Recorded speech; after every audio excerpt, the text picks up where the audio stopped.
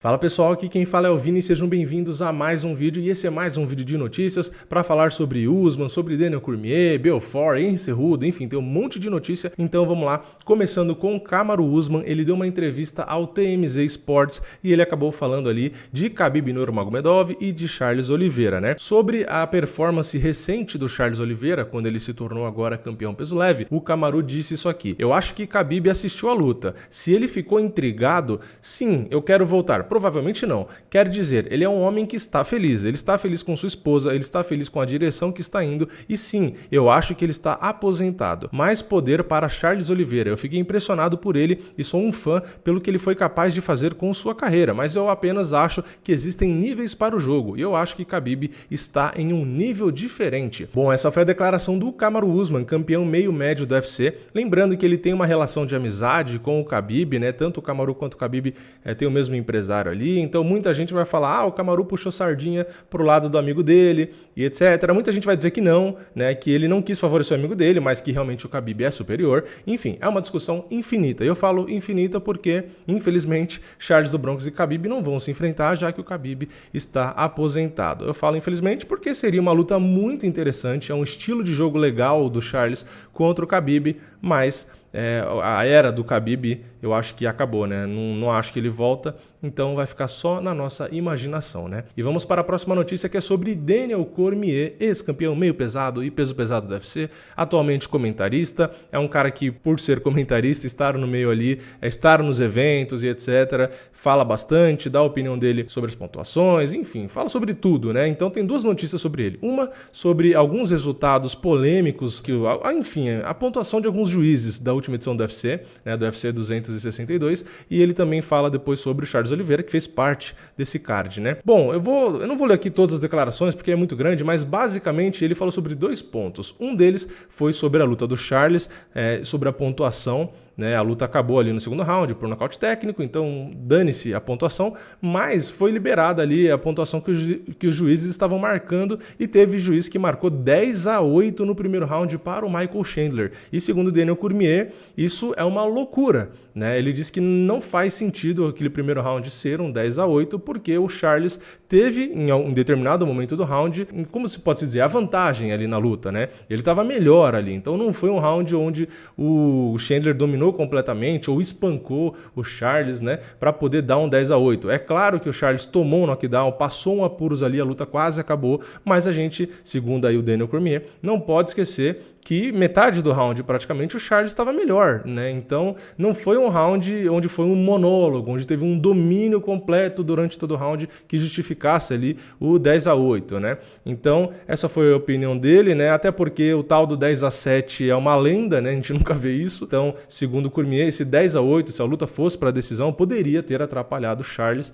e eu realmente acho que atrapalharia, né? Mas enfim, não foi para a decisão, então dane-se. E o outro ponto que ele falou foi sobre a luta da Vivi Araújo, a Viviane brasileira, contra a Katlyn Chookagian, aquela luta que eu disse que eu não concordei com o resultado oficial, né? Para mim foi 2-1 para a Vivi, eu não vi a vitória da Katlyn Chookagian, apesar de não achar o maior absurdo do mundo a vitória dela. Teve round ali que, né, até dá para engolir, mas enfim, o Daniel Cormier também não concordou com a decisão dos juízes. Para ele, a Vivi Araújo venceu a luta, né? Então teria vencido ali o segundo round, né? Ele explicou ali os motivos dele, então é mais uma visão contrária à dos juízes, né? Quando eu dou minha opinião aqui, é claro que é só a minha opinião, eu não sou um atleta, não sou um ex-atleta, não sou juiz, então é só o que eu acho e o que eu falo para vocês. Mas quando tem aqui uma concordância de um cara que tenho a bagagem que o Cormier tem, eu gosto de trazer aqui também. Então, eu dei a minha opinião e as duas opiniões que eu dei, o Daniel Cormier também deu depois, né? Então, eu pelo menos sinto que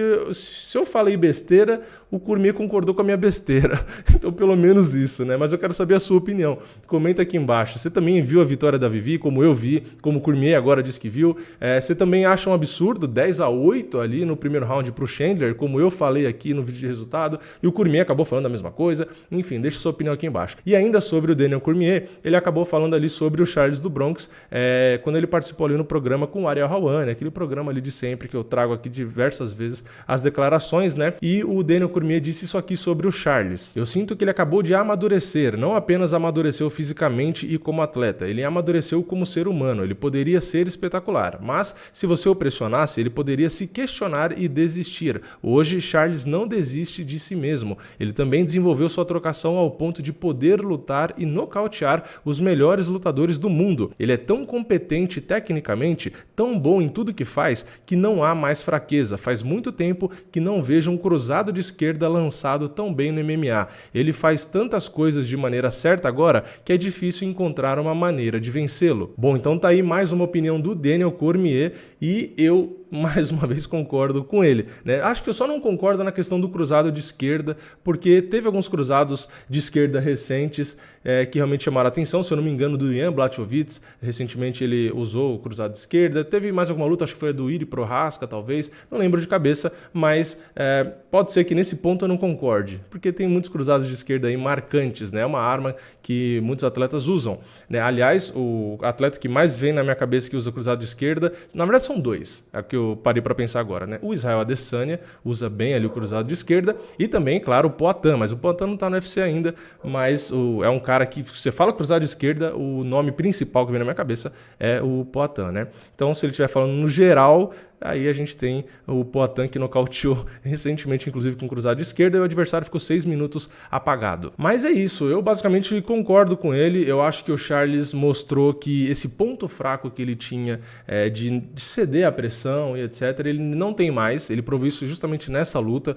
porque ele passou por um apuro ali que se ele não tivesse garra e coração, ele não tinha suportado. Então eu acho que o Charles está cada vez com menos buracos, com menos fraquezas ali. Luta é luta, o cara sempre vai ter algum ponto, algum buraco, ninguém é perfeito, todo atleta vai ter algo para ser explorado, mas eu acredito que o Charles, justamente pela sequência de vitórias, pelos resultados, por chegar ao cinturão, ele vem mostrando que ele vem minimizando os pontos fracos, os pontos vulneráveis e vem evoluindo. Então realmente é um cara que merece o cinturão e que pode aí conseguir manter o cinturão, mas vale sempre ressaltar aqui que a categoria peso leve é a mais difícil, então eu torço pelo Charles, mas realmente não vai ser fácil. E indo para a próxima notícia, vamos falar sobre Henry Cejudo, ex-campeão peso mosca e peso galo do UFC, e ele não desistiu ainda sobre falar aí de voltar, porque lutar, não sei o que, enfim, é um cara que parou de lutar e não queria ter parado, né? Essa é a sensação que eu tenho. E ele fez um post no Instagram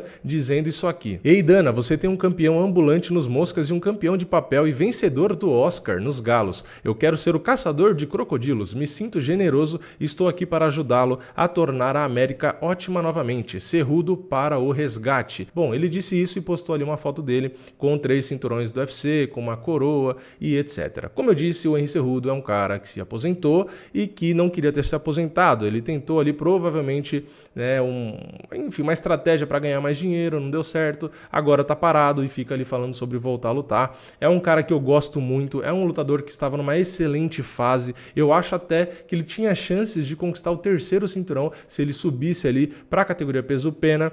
Decidiu por esse lado de tentar ali um esquema para ganhar uma grana a mais, acabou dando errado e agora o Dana White, o UFC, parece que não liga muito para ele e agora ele fica aí fazendo post tentando voltar, né? Eu queria que ele voltasse, mas eu já tenho uma dúvida, né? Eu não sei se esse tempo parado e etc, se ele consegue voltar no ritmo que ele estava, no auge que ele estava. Enfim, foi literalmente, não foi literalmente, né? Mas foi um baita tiro no pé, né? Foi um tiro no pé aí, o Cejudo realmente acabou se atrapalhando e prejudicando a própria carreira. Eu torço para que ele volte, mas enfim, vamos para a próxima e última notícia, que é sobre o Vitor Belfort, e ele ali está cogitando uma luta de boxe, ou com o De La Hoya, ou com o Anderson Silva. Ele deu uma entrevista ali para a G-Fight, né? Ele participou ali do Media Day na academia, lá na sede da academia do Floyd Mayweather, porque vai ter o Floyd Mayweather e o Logan Paul, enfim, vocês já sabem, né? Então o Belfort estava por ali, ele falou algumas coisas e depois ele também deu algumas declarações para a G-Fight, mas resumindo, né? Quem quiser a notícia tá lá no site da ESPN, mas resumindo, o Vitor Belfort está buscando aí uma luta no box, né? Parece que o contrato dele com o One Championship tá próximo do fim e não teve luta nenhuma no fim, ele ficou lá esperando. É um cara que já não podia ficar esperando muito tempo por conta da idade, no fim esperou e não teve luta nenhuma, e agora ele tá cogitando aí uma luta no box. Citou o Anderson Silva, porque o Anderson Silva vai fazer uma luta no box, né, e etc. E, enfim, é mais um pedido do Belfort. Eu já nem sei mais o que falar, porque ele fala, pede, mas nada acontece. Fala de Anderson Silva, fala de Vanderlei, vai pra MMA, não vai pra MMA, enfim, nada acontece. Eu gosto do Belfort, mas eu queria que ele conseguisse fazer mais e falar menos, né? Porque a impressão que eu tenho é que ele fala que vai fazer, não vou fazer isso, vou fazer aquilo, vai vender, vou lutar, papapá, pipipi, e nada acontece, né? Eu gosto quando os caras, ok, pode até falar, mas eu gosto quando os caras mais fazem, né?